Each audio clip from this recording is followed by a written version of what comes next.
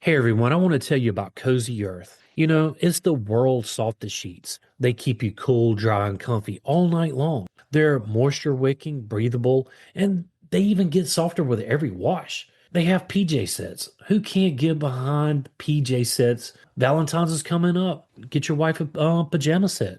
It's Oprah approved. They have free shipping on orders over $50 and a 100-night sleep trial on those bedding sets and a 10-year warranty. And right now, our listeners get to save 40% off using our code INFOGO at CozyEarth.com. Find the link in the show notes. Luxury, comfort, and cool sleep await you at CozyEarth.com.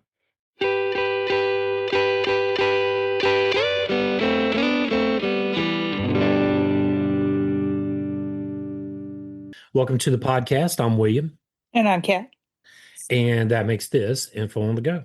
answering questions you want to know. So today, we're talking about the origins of Santa Claus. So here in the United States, every snowy Christmas Eve, stockings are hung, milk and cookies are waiting. And that milk and cookies episode was actually pretty good. Mm-hmm. It really was. I was talking to somebody about all the different things they leave out around the world. And yeah, I think we're going to change up some traditions. But anyway, Right. but who is the man we call Santa Claus? He's everywhere. He's in malls and movies, our imagination. But Santa's story didn't start at the North Pole. It began over 1700 years ago with a real man in ancient Turkey. All right, so let's get into the man, the real Saint Nicholas. And he was born around 270 CE in Patara. This was a bustling Greek port city. Port city? This was a bustling Greek port city in the Roman province of Lycia, which is, well, modern day southern Turkey. Yeah. And the region was part of the Eastern Roman or the Byzantine Empire, a crossroads of trade, cultures, and early Christianity. His family was really wealthy and, and devoutly Christian and deeply charitable. Was an unusual combination in a still largely pagan world. Both of his parents died during an epidemic, leaving Nicholas a substantial inheritance, and he reportedly chose to use his wealth for the poor. Inspired by the teachings of Jesus about compassion and humility. Yeah, man, orphaned at such a young age. But I mean, I think he would rather had his parents than the money. Right. Yeah. So he became a bishop of Myra in modern day Damar, Turkey. While still a young man, a rare honor at the time, he was known for his humility and direct care of his flock, often walking the streets to help people in need rather than ruling from his church. His leadership style was personal and practical. Nicholas believed faith was measured by action and not words. He lived during a time of severe Christian persecution under the Emperor Diocletian in the early 300s. He was imprisoned for his faith and later released when Emperor Constantine legalized Christianity. He even attended the Council of Nicaea in 325, and that was one of Christianity's most important gatherings. Yeah, the legend says that during the Council of Nicaea, St. Nicholas became so angry at the priest Aries, who claimed Jesus wasn't fully divine. Then he slapped him. It's not proven history, but the story symbolizes Nicholas's fierce defense of Orthodox Christian belief long before he evolved into the modern Santa Claus. I think that's a, I think that's a little, if whether he did or not, I think it kind of plays on. It just symbolizes how deep his faith really was. Right. So, he was known for his random acts of kindness. There's a legend that a poor man had three daughters, but had no dowry for their marriages. And this was a time when, if a woman didn't have a dowry, they their future was grim. They could be sold into slavery, prostitution. Not a good time. Yeah, absolutely. Thank you. I got stuck for words there.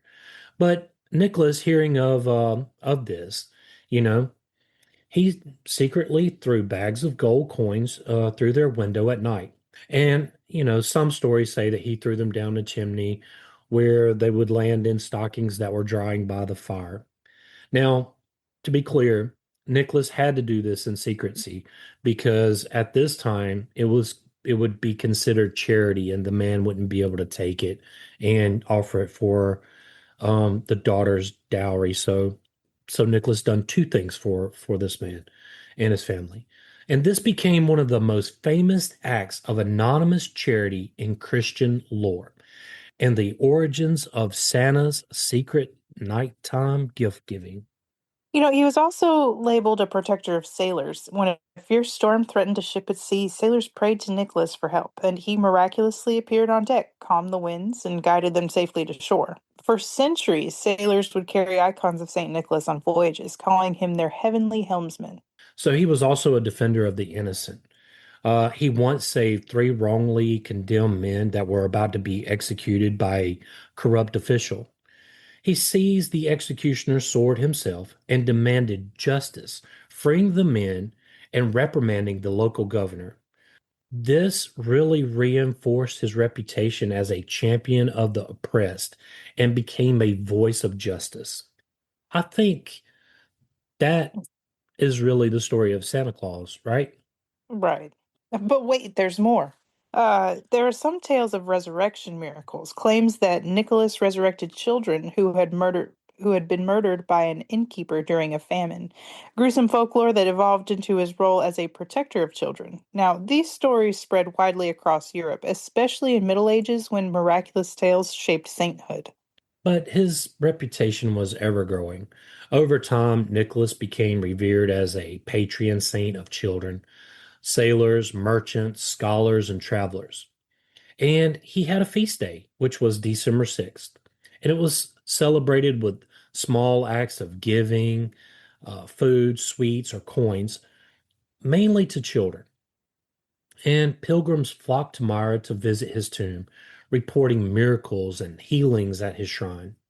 So after his death, they had kind of a relic movement, and he died around 343 CE, likely in Myra, and was buried in a marble tomb that became a major pilgrimage site. As Muslim forces advanced through Asia Minor, Italian sailors from Bari, or what's now southern Italy, secretly removed his relics in 1087 and brought them to Basilica di San Nicola, where they remain today.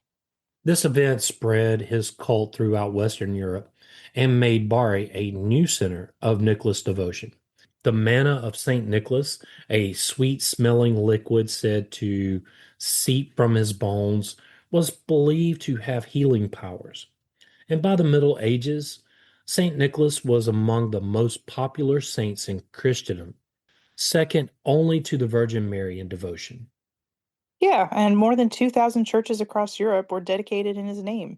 His legend merged with local traditions, paving the way for the many versions of gift bringers that would follow. You know, St. Nicholas's feast day was observed on December 6th across Europe, and this was to honor the anniversary of his death. Traditions included processions, church services, acts of kindness or acts of charity, giving food, coins, and gifts to children and the poor. Yeah, and there were even gift-giving rituals. Children would leave out shoes or stockings overnight, often filled with straw for Nicholas's horse to receive small presents by morning, and emphasis on rewarding good behavior and teaching moral lessons. You know, did we say that at this particular time he was called Sinterklaas? No, I don't think we mentioned that part. Yeah, so at this particular time he's known as Sinterklaas. In the Low Countries. Yeah, which is Dutch and Belgium traditions, you know, the Netherlands and Flanders. And this really gave rise to Santa Claus. He was depicted as a tall, elderly bishop wearing a red mitre with bishop's robes, carrying a golden staff. Celebrated on, you know, the eve of December 6th, you know, with elaborate festivities, parades, family gatherings, really kind of what you would think of Christmas today. Right. And, Sinterklaas traditionally arrives by steamboat from Spain, reflecting historical trade and cultural connections. And he rides a white horse over rooftops to deliver gifts. So he had helpers and mythical creatures. Zawart Pite. PA. Okay, yeah, that works. Also known as Black Peter. And originally, you know, these helpers or this helper was mischief. uh, but really a benign helper. The role and portrayal have really kind of evolved controversially in modern times.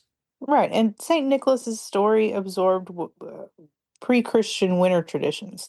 The Yule and winter solstice celebrations emphasized light, warmth, and feasting during the darkest time of the year. So, gift giving and ritualized visits from magical figures were already common in pagan Europe. So, Nicholas's legend merged seamlessly. Yeah, and then you have the moral lessons that were really embedded in his tradition. Children were rewarded for obedience and virtue, reflecting the Christian ethics. Nicholas, as a protector of the innocent, reinforced the societal norms and the communal values. And then, of course, there's different variations among different countries. So in Germany, Nicholas arrives on December 6th, often accompanied by Krampus, which was a horned figure who punishes misbehaving children. Sounds like Krampus might be its own episode. Yes. Don't watch the movie, kids. Should Mm-mm. I edit that out? No. Okay. Switzerland and Austria. Children leave out shoes or boots overnight to receive nuts, fruit, or chocolate coins. These localized versions really kind of highlighted the regional areas that, really kind of blended the folklore, morality, and festivity. Migration to the New World. The Dutch settlers in New Amsterdam, which is modern New York City, brought Sinterklaas traditions in the 17th century, and they celebrated with parades, songs, and gift giving for children. And Dutch stories emphasized his bishop's attire and magical overnight visits. So there's always going to be some kind of linguistic translation from one language to another. So Santa Claus really kind of became Santa Claus over the 18th and 19th centuries due to these adaptations.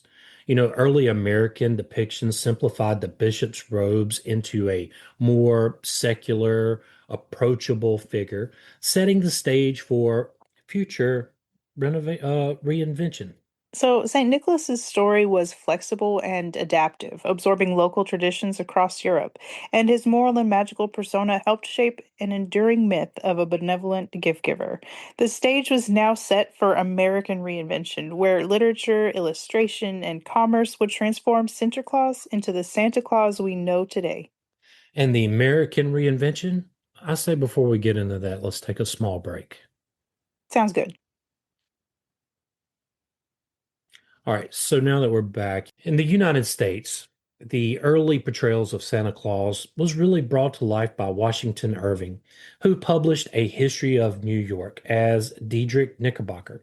And this was really a playful history of Dutch and New Amsterdam, but it introduces a Dutch Saint Nicholas figure flying over the rooftops in a wagon delivering gifts. And this portrays Nicholas as a cheerful, whimsical, and deeply tied to the local Dutch culture. And this really shapes early American perceptions of Nicholas as a folk figure, blending Dutch heritage with emerging American identity. It also established a literary precedent for Santa as a storybook character, not just a saint. Then you had Moore's Poem, A Visit from St. Nicholas, which was published anonymously in 1823. But this really becomes the defining moment in Santa Claus's transformation. You had the innovations from the poem. He was jolly, plump, magical figure, not a saintly bishop, but a warm, approachable man. Yeah, there was sleigh and reindeer, flying reindeer that provided magical transportation across the sky. And then it really highlighted the Christmas Eve gift giving. And that really shifted the celebration from December 6th to the night before Christmas. It was entertaining, rhythmic, and narrative, which emphasized fun, family, and wonder. But really, the impact of all of this, Santa becomes a universal figure of cheer, no longer limited to Dutch communities, and it really reinforces moral lessons in a light-hearted way. Children are rewarded for good behavior, echoing Saint Nicholas's ethics. And for those bad children, maybe Krampus. The visual transformations really came with Thomas Nast in 1863, and he was a political cartoonist and illustrator for Harper's Weekly, which begins publishing Santa images during the Civil War. Before we get into what Nast contributed to the visual transformations here, we're just going to touch on this just a little bit because we went more in detail in this in our Did Coca-Cola Reinvent Santa's Image or Not episode. But anyway, I carry on. So his contributions were the fur-lined red coat, a toy-filled bag, and a workshop at the North Pole. And it really emphasized Santa as a symbol of generosity and unity, especially during the hardships of the Civil War. And it also introduced elements like elves, chimneys, and letters to Santa, expanding the mythology visually. Yeah, Nast really helped establish the iconic American visual image of Santa that would later become globalized. And this really provides a symbol of comfort, hope, morale, virtue during a time of national crisis. As we talked about in our Did Coke invent the image of Santa? You had commercialization and pop culture. In 1931, Coca-Cola commissions artist Haddon Sundblom and paints the now iconic red-suited, rosy-cheeked Santa. And the marketing of this Coca-Cola product solidified the image as warm, human, joyful, and it gained global recognition as it skyrocketed. So Santa Claus appears in advertising now. Films like The Miracle on 34th Street, The Santa Claus, which is one of my favorites. And of course, there's a bajillion songs, but Santa Claus is coming to town. There are a cajillion songs, and some of them are just like recreated year after year. Right. I like Up on the Rooftop. Yeah, that's a good one. I like some of the ones that, had some controversy, but I still like those. And it's Santa. Burl Ives did the best Christmas songs ever. Yes. Yeah. And there's no mistaking his Rudolph the Red-Nosed Reindeer and a No. Holly Jolly Christmas. Right. Yeah.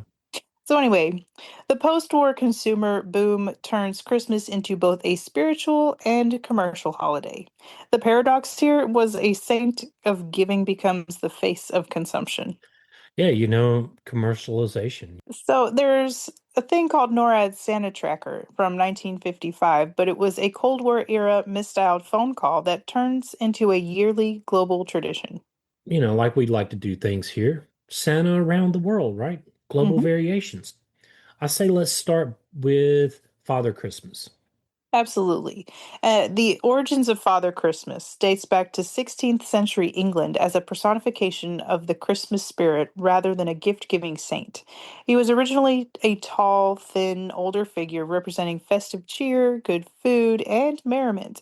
More solemn and symbolic than the jolly American Santa. Yeah, well, they're not really feeding him the junk food that he's getting here in America. What was he getting in United Kingdom? Like mincemeat and sherry? Something like that, yeah. Yeah.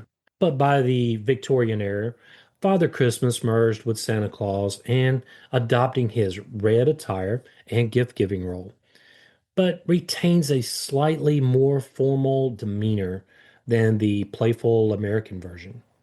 Right. In France, you have, Is hmm, that Père Noël? I know that's Noel. Is that, it's not Pierre? I supposed to say Pierre Noël?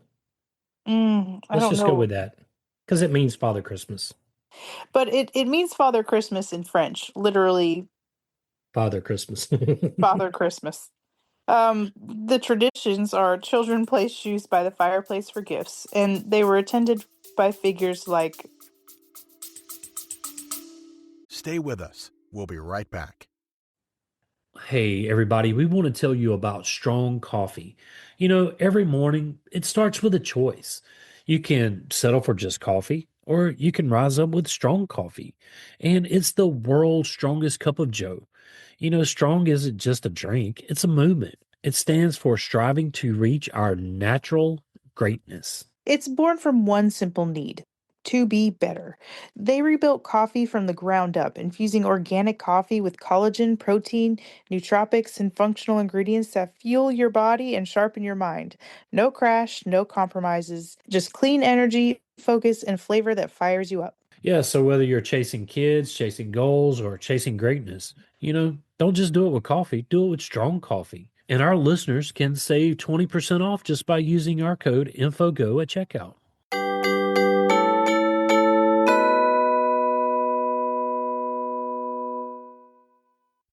Hey, if you're looking for your favorite band or sports team or TV show, check out Old Glory. They've been in operation since 1969 and they have over 300,000 items.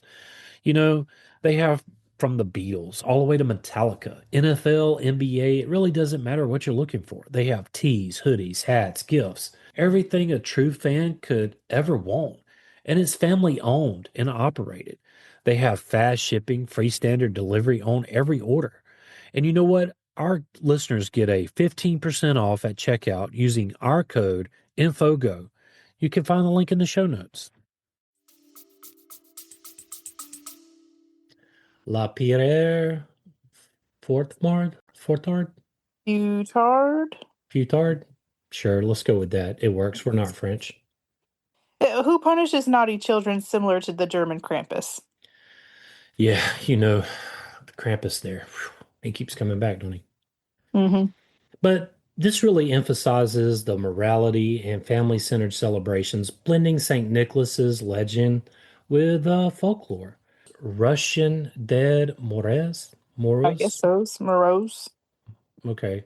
Which means grandfather frost. Hmm. This was originally a Slavic winter spirit. I like this grandfather frost. I've never heard of that. I like it. Yeah.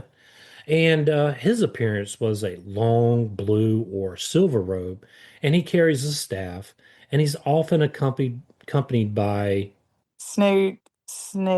Snegurochka. sure, let's do with that. And that's his granddaughter. The traditions here was he delivers gifts during New Year's celebrations rather than Christmas, and it's rooted in pagan winter rites later Christianized and secularized in the Soviet times. It represents winter magic and generosity, not directly tied to St. Nicholas. So over in Norway, we have Julenissen, where they blend Norse mythology, farm gnome traditions, or Nisi, and Christian Christmas. The appearance was a small bearded man wearing a red cap, sometimes with mischievous tendencies. Hmm. But he protects households and delivers gifts if treated well. Children leave porridge or treats for him on Christmas Eve. And then Germany, Welhenschitsmann, Uh, which, v- when? No, that's got to be, Vine. W is pronounced like a V. okay. Venchitsman? I don't know. Not Noxman. Then Noxman? Yeah, Vine and Noxman. Okay. And it literally means Christmas man.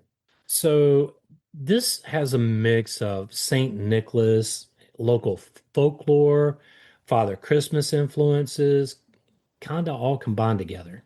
Yeah, and it's still a person that visits on Christmas Eve, leaving gifts and shoes or under the tree, often accompanied by Krampus or You'll have to do the visits. My alarm went off. can't take you nowhere. I'm just kidding. So it's Sorry.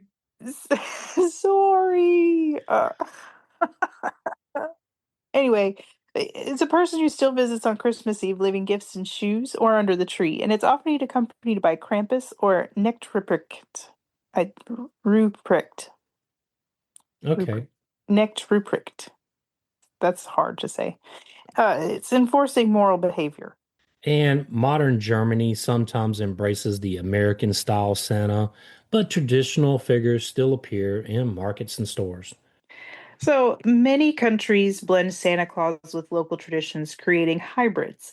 Some resist the fully Americanized Santa, favoring historical or folkloric figures tied to national identity. But despite the differences, common themes still emerge. You have kindness, generosity, joy, and reward for good behavior. Santa type figures transcend religion, appealing to children and adults alike. Yeah, I mean, so no matter what country you're from, I think it's great that everybody has their own take on Santa Claus, and I think they should keep with that national identity Right. because he is a figure of morality. I mean, it's common throughout. And then Krampus definitely has many versions throughout, and he's something else. Right. And, Santa Claus really represents generosity without recognition, giving quietly, selflessly, and joyfully. And this echoes the original Saint Nicholas, who gave in secret to help those in need. In a world increasingly commercialized and fast paced, Santa provides a timeless symbol of hope, joy, and moral clarity. He acts as a cultural touchstone that transcends religion, politics, and geography. He also inspires community, family bonding, and shared traditions, reinforcing social cohesion during the holiday season. But I think really, Santa demonstrates how a myth can evolve with society, from a real bishop in the fourth century Turkey to European folklore gift giver to American literary and visual icon to a global figure of generosity. And I think all of that really highlights humanity's need for stories that instill values, provide comfort, and really still spark imagination. So, there is an origin of the flying sleigh, too. In Clement Moore's poem in 1823, The Visit from St. Nicholas, 'Twas the Night Before Christmas, also is what it's known by, and it's credited with introducing Santa's flight through the night sky. Before Moore, Santa walked from house to house. Whoa, Santa walked from house to house around the world. Walked the whole world in one night. No, no, Santa was not walk. Santa was, you ever seen those people in the mall doing the speed walking? Mm-hmm, mm-hmm. Santa was doing that at his own pace. He was lightly, he was He must be the Flash. yeah, I was trying to think of how to say it like he must be lightning Santa, doing that Hmm. lightning walk. Right. But after all of that sherry, whiskey, milk, and cookies, eventually that's gonna tear it. He's gonna. No wonder he only gets out one night a year. Right.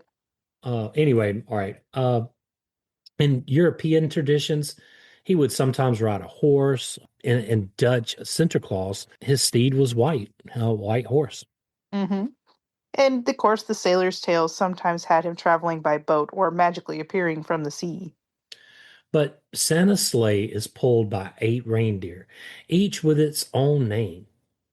Then he flies over rooftops to deliver gifts in one night, solving the logistical challenge of reaching children everywhere.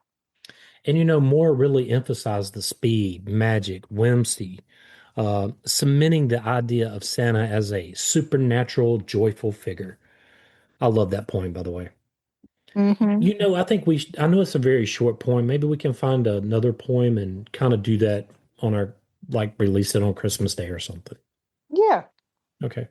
Well, children started to leave shoes, boots, or slippers out on December 5th or the eve for December 6th, which was the Nicholas Day feasts. The practice is rooted in European folklore and inspired by St. Nicholas's legendary secret gift giving, such as the story of the three dowries. And shoes were often placed near the fireplace, windows, or doors to receive gifts overnight. Yeah, and those gifts can be basically anything. But back in the day, they were practical items, small gifts like fruits, gloves, trinkets, things for children in their daily life. And sometimes it would be coins or money, which symbolized St. Nicholas's generosity. But really, honestly and truly, back in the day, they were really just practical items. Nothing like Mhm. what you think about today. Right. And of course, there's some regional variations where children in the Netherlands leave shoes for Sinterklaas, often with hay or carrots for his horse. And in Germany and Austria, children leave boots outside, sometimes for Niklaus and sometimes for gifts from angels. In Poland, shoes or stockings are placed at windows or doors filled with candy, coins, or small toys. And then across other European countries, the variations exist, but the theme of receiving gifts through footwear, it's really widespread.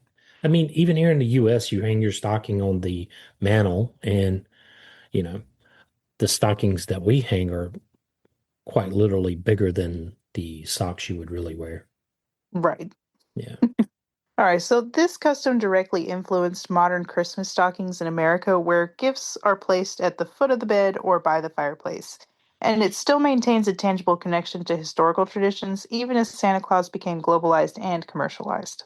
Yeah, but let's get into some of those Santa Claus and winter traditions that, that were that really has the pagan winter solstice roots. Many European cultures celebrated the solstice, the which is the shortest day of the year, by the way, with festivals, feasting, and gift giving. There were Yule logs, which were large logs, and they were burned to symbolize warmth, light, and the sun's return. And evergreens, the trees, wreaths, and branches symbolize life and renewal during dark winter months. I never knew that's why you used an evergreen tree as a Christmas tree. Hmm. Wow, okay.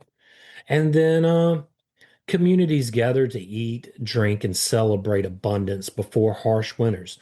And this is really where we get the feast and the merrymaking from. And the trees. Yeah, and the trees. And we really need to do one on Yule logs because there's some interesting traditions around these Yule logs. Yes. Okay, maybe that's But next Christmas. then we kind of got the integration with St. Nicholas here. Early Christian leaders often absorbed pagan customs to make the faith more accessible.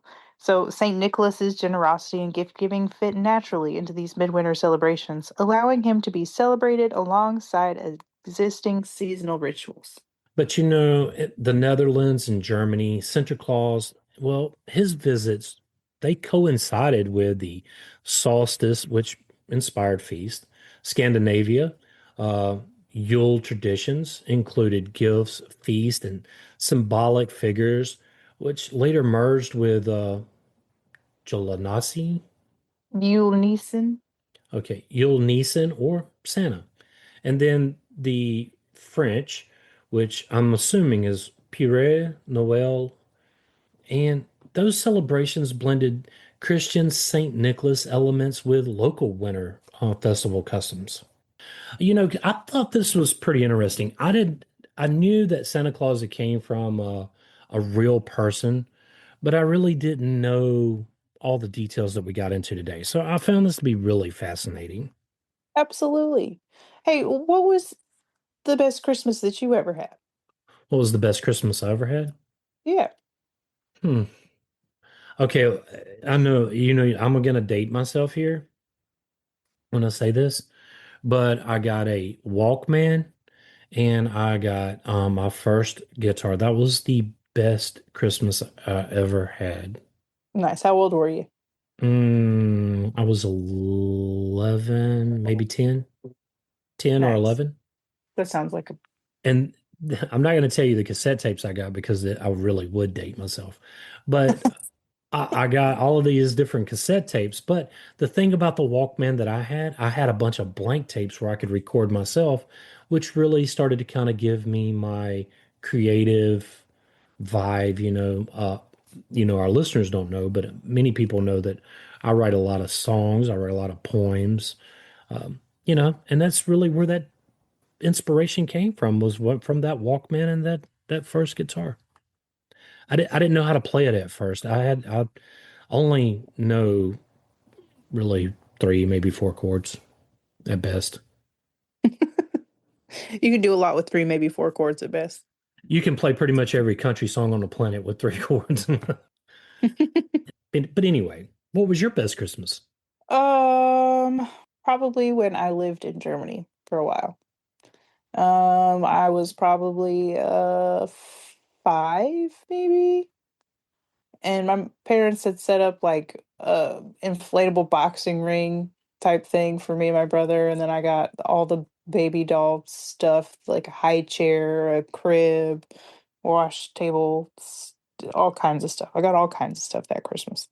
Yeah, I think I got like a drawing table and stuff too, where it was like a projector that I could trace pictures and stuff on. I have a question for you. Mhm.